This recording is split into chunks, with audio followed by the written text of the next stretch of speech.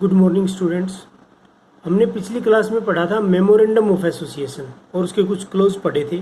6 close थे उसके, name close, situation close, object close, इस तरह से। आज हम दूसरा इम्पोर्टेंट डॉक्यूमेंट डिस्कस करेंगे जिसका नाम है article of association. Article of association होता है पार्षद अंतर नियम, यानी कि इसके अंदर रूल्स रेगुलेशंस वगैरह होते हैं कंपनी के। तो देखिए क्या दे रखा है। It refers to that document of the company in which rules of internal management to achieve the objective laid down in the memorandum of association are stated।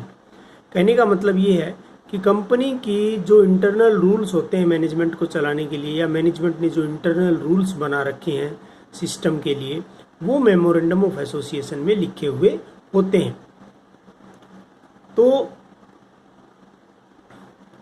इसमें अब क्या है, ऑब्जेक्टिव तो थे हमारे मेमोरेंडम ऑफ एसोसिएशन में, और rules किसके अंदर आ जाएंगे, आपके आर्टिकल ऑफ एसोसिएशन में। तो आर्टिकल ऑफ एसोसिएशन क्या है, सेकंड इंपॉर्टेंट डॉक्यूमेंट है जो कि प्रमोटर्स के द्वारा तैयार किया जाता है इनकॉर्पोरेशन के पर्पज से। इसको प्रेजेंट करना पड़ता है रजिस्ट्रार ऑफिस के अंदर। अब इसमें यह है कि ये देखा, article of association contain internal rules of the company which can be said as assisting rules of memorandum of association. जो भी ऑब्जेक्टिव दिए हुए थे मेमोरेंडम ऑफ एसोसिएशन के अंदर, उनको असिस्ट करने के लिए इसके अंदर कुछ रूल्स होते हैं। ये इसका मेन कंसेप्ट है कि भाई इसके अंदर रूल ही होते हैं। तो मेमोरेंडम ऑफ एसोसिएशन तो बहुत ज़रूरी है, कंपलसरी है, कंपनी के जो है वो फंक्शनल एरियाज को फिक्स करता है। और आर्टिकल ऑफ एसोसिएशन क्या है कि वो ये बताता है कि किस प्रकार से ये फंक्शन किए जाएंगे, है ना। How to be any particular function और ड्यूटी टू बी परफॉर्म, ये चीज़ें इसके अंदर होती हैं। तो आर्टिकल ऑफ एसोसिएशन एक कंपनी कह रहा है कि never encourages upon the memorandum of association. ये इससे बाहर की चीज़ नहीं है। मेमोरेंडम ऑफ एसोसिएशन सबसे इम्पोर्टेंट है, तो उसके बेस पर ही आर्टिकल ऑफ एसोसिएशन जो है वो तैयार किया जाता है। अब कह रहा है इसके कंटेंट्स क्या हैं या इसका सब्जेक्ट मैटर क्या है। जैसे उसका सब्जेक्ट मैटर था, उसमें 6 जो है क्लॉज थे। तो article of association are the internal rules of the company. So in the article of association all such things are stated which have a bearing on the company's internal management and administration. जो भी board of directors होते हैं, management होती है, administration होता है, किन rules को फॉलो करेगा वो सारा इसके अंदर भाई इसका लिखा हुआ होता है। तो इसमें नॉर्मली क्या क्या होता है देखें, बहुत इजी सा है ये तो, कि mode of rectification of preliminary contracts, कि अगर आपने प्रारंभिक जो कॉन्ट्रैक्ट किए हैं कंपनी शुरू करने से पहले, काफ़ी लोगों के साथ कॉन्ट्रैक्ट करने पड़ते हैं, उसमें अगर कोई रेक्टिफिकेशन करना है, कोई चेंज करना है, तो वो कैसे करेंगे वो इसके अंदर होता है भाई। दूसरा है division of various type of shares. अब शेयर्स का मैं बता दूं कि 2 तरह के शेयर्स होते हैं, एक इक्विटी शेयर्स और एक प्रीफरेंस शेयर्स। फिर प्रीफरेंस शेयर को आगे फिर डिवाइड कर रखा है 6 पार्ट्स के अंदर। तो वो इसके अंदर लिखा हुआ होता है कि कंपनी कौन से शेयर इशू करेगी, प्रीफरेंस करेगी या इक्विटी करेगी, और शेयर होल्डर्स के राइट्स क्या क्या होंगे, अधिकार क्या क्या होंगे। 3 नंबर पे है mode of issue and allotment of share, कि शेयर किस मोड से इशू किए जाएंगे। कोई बैंक इशू करेगा या कोई बाहर का कोई अंडर राइटर इशू करेगा, या कंपनी प्राइवेट प्लेसमेंट करेगी, अपने लिंक के बेस पर अपने जानकारों को देगी, बड़े बड़े इंश्योरेंस कंपनी से कॉन्टैक्ट करके डायरेक्ट उनको बेचेगी, वो सारी चीज़ें होता है। फिर है fixation of minimum subscription. Minimum subscription मैंने बताया था कि नॉर्मली 90% अमाउंट होता है इशूड कैपिटल का, जितने भी कंपनी शेयर इशू करना चाहती है उसका 90%, या फिर जो कुछ प्रीलिमिनरी एक्टिविटीज़ हैं उनको एक्सपेंस वगैरह को पूरा करने के लिए चाहिए होता है वो।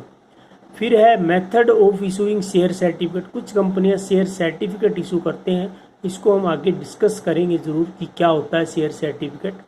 फिर है rules regarding on call on shares, इसको भी डिस्कस करेंगे। कंपनी किस प्रकार से पैसा मंगवाएगी शेयर्स के ऊपर, आगे ही डिटेल में है ये चीज़ें, यहाँ पे सिर्फ आप लाइन्स देखें। Mode of increase decrease and restructuring of share capital. Share capital को रिस्ट्रक्चर करना हो, उसको इंक्रीज करना हो, डिक्रीज करना हो, उसके बारे में क्या तरीका रहेगा। पेमेंट ऑफ अंडरराइटर कमीशन, जो लोग शेयर बिकवा रहे हैं उनका commission. Payment of commission of brokerage on share and debenture. उनके ऊपर ब्रोकरेज दलाली वगैरह देनी पड़ती है शेयर डिवेंचर की, उसके बारे में। Consolidation and division of shares, shares का बंटवारा किस हिसाब से है। Rules regarding meeting of company कब कब होंगी, कोरम्स एडजोर्नमेंट, प्रोक्सी, पोल, चेयरमैन, इलेक्शन के बारे में, कंटेंट्स के बारे में, चेयरमैन कौन होगा, कैसे चुना होगा, सारी चीज़ें इसमें दी हुई होती है। सारे रूल्स कहने का मतलब इसके अंदर होते हैं। अपॉइंटमेंट ऑफ ऑडिटर, ऑडिटर वो होते हैं जो फाइनेंशियल स्टेटमेंट की जांच पड़ताल करेंगे, कहीं खातों में कोई गड़बड़ तो नहीं है। उनकी पावर्स क्या होंगी, ड्यूटीज एंड रेमुनरेशन, रेमुनरेशन का मतलब भुगतान, कि उनको पेमेंट किस मेथड से की जाएगी, कितनी की जाएगी, वो सारी चीज़ें इसके अंदर होती हैं। उसके बाद है 13 का देखें, provision relating to the appointment of manager, managing director, treasurer, secretary, इनके अपॉइंटमेंट के प्रोविजंस क्या क्या हैं, वो सारी बातें।